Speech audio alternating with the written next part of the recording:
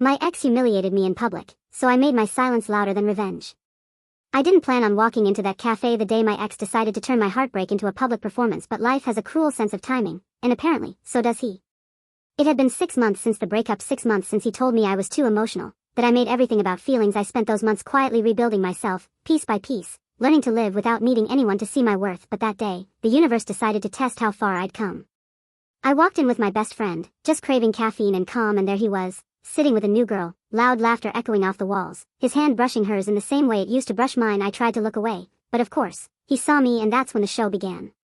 "Hey," he called out, standing up with a grin that didn't reach his eyes. "Didn't expect to see you here." The cafe went quiet. He had a voice that carried, and he knew exactly what he was doing. "Remember this place?" he said, laughing. "She used to cry here over a spilled latte. Told me it reminded her of her childhood trauma." People laughed. My face burned. I felt that familiar sting of humiliation, the same one he used to cause behind closed doors, only this time, there was an audience. My friend stood up, ready to unleash fury, but I stopped her. I didn't need to fight fire with fire. I'd done that before, and it always left me burned. I took a slow breath, looked him dead in the eye, and smiled. That smile must have confused him, because his grin faltered. I walked up to the counter, ordered my drink, and sat at a nearby table, calm, unbothered, almost too peaceful for the chaos he wanted. My silence became its own form of power. He kept glancing over, probably expecting tears, an outburst, anything he could use to prove his point about me being too emotional, but I gave him nothing. He got louder. He started performing, telling his new girlfriend how crazy I was, how he survived our relationship. His words bounced off the cafe walls like cheap echoes. I could feel every eye in the room on me, waiting to see how I'd react, but instead of breaking, I simply pulled out my book and started reading. And just like that, I stole his audience. Minutes passed. His laughter turned nervous. He tried too hard to look happy, but the energy had shifted. People weren't laughing anymore.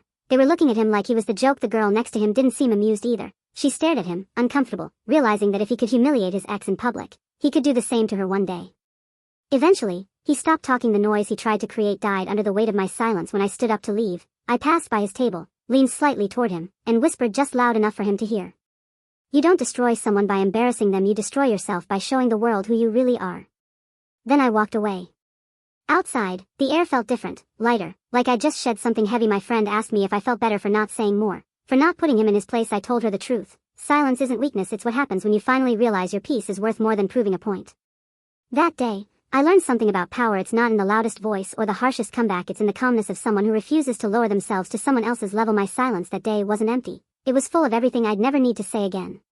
And when I looked back through the cafe window, I saw him sitting there, eyes down, smile gone, pretending to check his phone. I didn't need revenge. He'd already handed it to me.